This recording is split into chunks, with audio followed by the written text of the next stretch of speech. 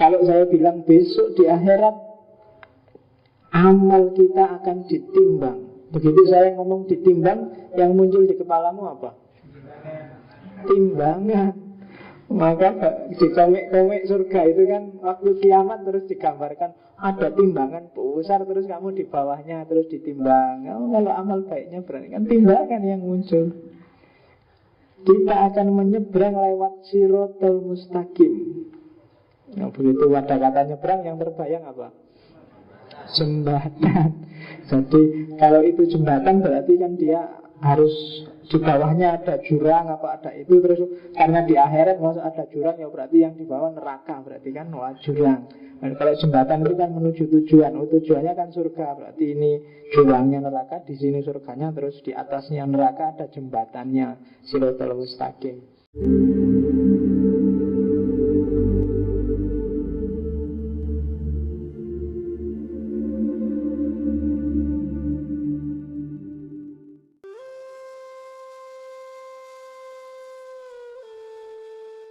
Pengetahuan adalah sesuatu yang diperoleh dari realitas melalui panca indera. Ini definisi paling dasar. Jadi ini agak, kenapa kalau Plato itu kan pengetahuannya tidak dari panca indera, tapi muncul dari akal dengan cara mengingat-ingat dunia ide yang ada di alam rohani. Tapi kalau karena dia sangat Aristotelian, maka pengetahuan itu sumbernya selalu panca indera. Kalau nggak dari panca indera nggak ada bahannya, akal yang mengolah. Jadi tahu sesuatu itu diawali dari panca indera. Kamu ngerti ini keras kan dari setelah kamu raba, kamu pecet-pecet, oh keras. Kamu ngerti ini lunak kan setelah kamu lihat, kamu raba, kamu pecet, oh lunak. Dari panca indera. Apapun itu, silahkan kamu cermati sendiri. Bahkan pengetahuan yang di luar panca indera pun sebenarnya sumbernya juga panca indera. Namanya asosiasi. Semua gambaranmu tentang yang di luar panca indera, di luar empiris kan kamu bayang-bayangkan secara asosiatif dengan pengetahuanmu yang hasil dari panca indera. Barang gaib misalnya, apa wis? Surga. Surga di kepalamu kan semua surga yang hasil pemahamanmu tentang dunia fisik. Di surga itu ada apa aja kira-kira? Ada sungai, ada, ya kan? Ada kolam susu, kolam madu, ada apa? Bidadari itu apa? Perempuan cantik, ya kan? Ini kan ada semua di panca inderamu. Ini kan pengetahuan empiris sebenarnya. Surga kan nggak kayak gitu, tapi kita analogikan ke sana karena memang untuk dia jadi pengetahuan, pintu pertama adalah panca indera. Itu namanya cara berpikir asosiatif. Meskipun kita yakin apapun pikiran kita tentang surga, tentang neraka, nggak kayak gitu kok, kan selalu gitu. Itu hanya untuk gambaran saja. Jadi loncatannya harus lewat panca indera. Tanpa lewat panca indera kita nggak akan paham. Menjelaskan sesuatu yang abstrak sama sekali orang nggak akan paham. Hantu itu ada apa ya? Ada energi. Energi itu kayak apa ya? Kayak ada listriknya ada.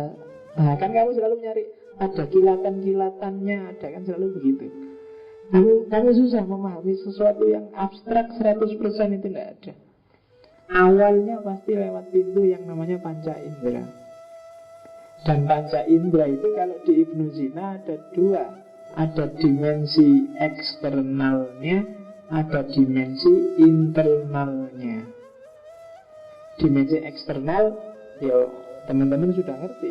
Yo, pakai mata, pakai telinga, pakai hidung, pakai teraba, pakai tangan kan gitu.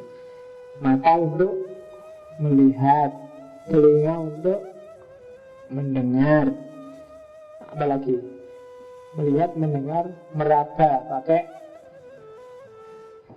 tangan apa kulit meraba itu? Tangan. Ya pakai tangan. Perasa pakai lidah. Terus Pencium. Pencium pakai hidung apa mulut? Lalu kalau nyium pakai hidung apa pakai mulut? Ya. Dua-duanya, kamu ganas banget. Oke ya. Maksudnya penciuman, ya pakai hidung lah. Aroma maksudnya. Eksternal. Itu eksternal kenapa? Ya udah. Tapi di sampingnya eksternal ada yang internal. Yang internal itu ada 4 jenis. Yang pertama al-hissul mustarok, yang kedua al-musawwirah, yang ketiga al-mutakhayilah, dan yang keempat al-mauhimah. Al-hissul mustarok itu pengetahuan yang diperoleh dari mix antara berbagai panca indera. Jadi hisul mustarok itu kadang-kadang kamu tidak cukup hanya mencium saja. Kadang-kadang itu gabungan antara penciuman, penglihatan, pendengaran, terus kamu simpulkan. Dan kesimpulan itu kan hal yang berbeda. Mata melihat apa, telinga mendengar apa, tangan meraba apa, dari situ terus disimpulkan. Misalnya mata melihat kayu ini, tanganmu meraba, oh halus. Begitu kamu raba ada suara cit, ada suara set, set. Nah, 3 sekaligus main. Suaranya, matamu yang melihat, telingamu yang mendengar. Terus kan menggabungkan 3 ini namanya hisul mustarok.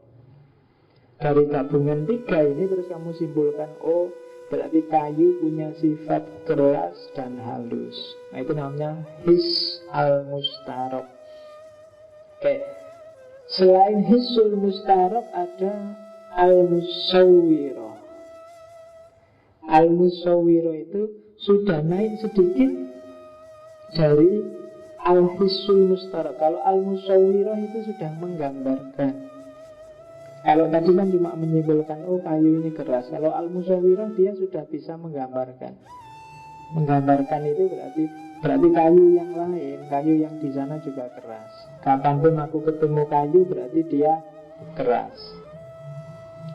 Di atas al-musawwirah ada al-mutakhayilah. Al-mutakhayilah ini sudah menganalisis, sudah oh kayu itu keras karena dia dikeringkan, karena dia itu al-mutakhayilah yang main. Dan yang keempat al-mauhimah.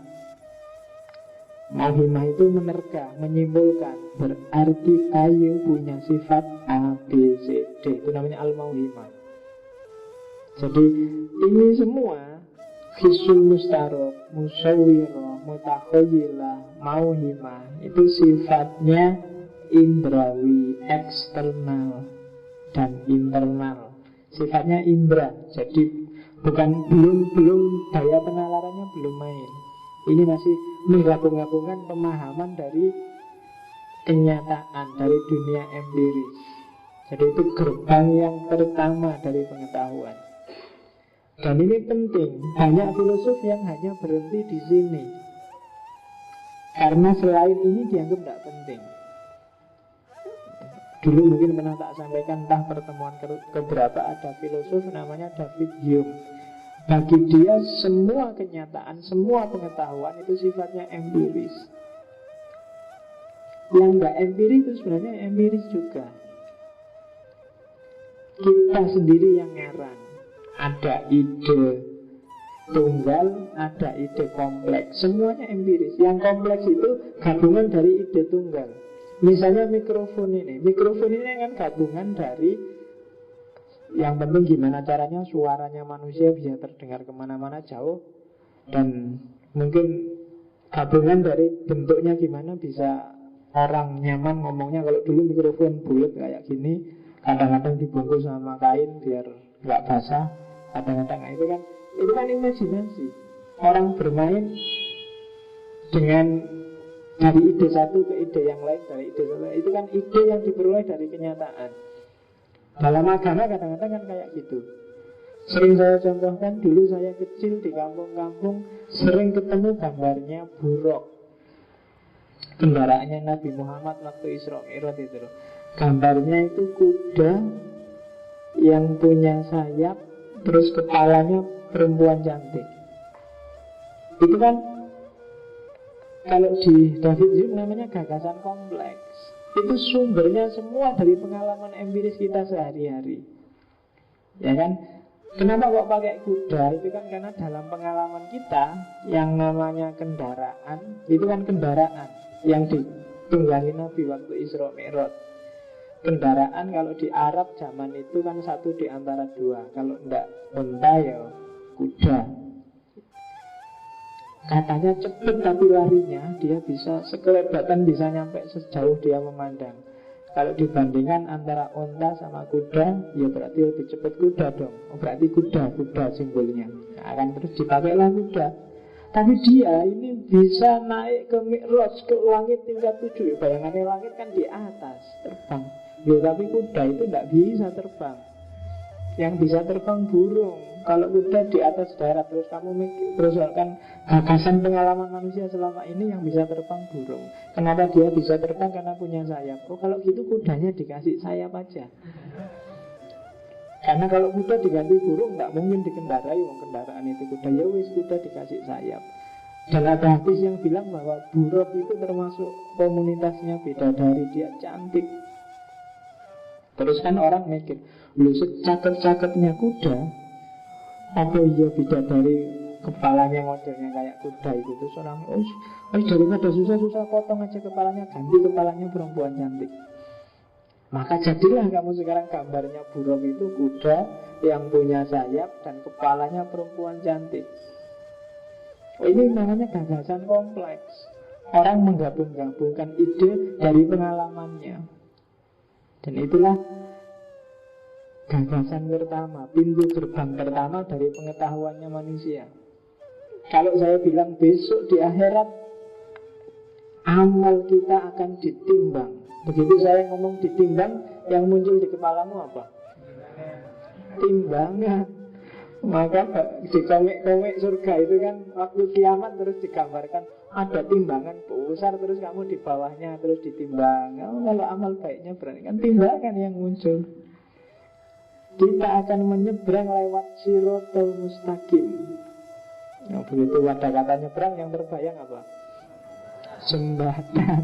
Jadi kalau itu jembatan berarti kan dia harus di bawahnya ada jurang apa ada itu, terus karena di akhirat masuk ada jurang, ya berarti yang di bawah neraka, berarti kan wah jurang. Dan kalau jembatan itu kan menuju tujuan, tujuannya kan surga, berarti ini jurangnya neraka, di sini surganya, terus di atasnya neraka ada jembatannya Siratal Mustaqim. Itu gagasan kompleks.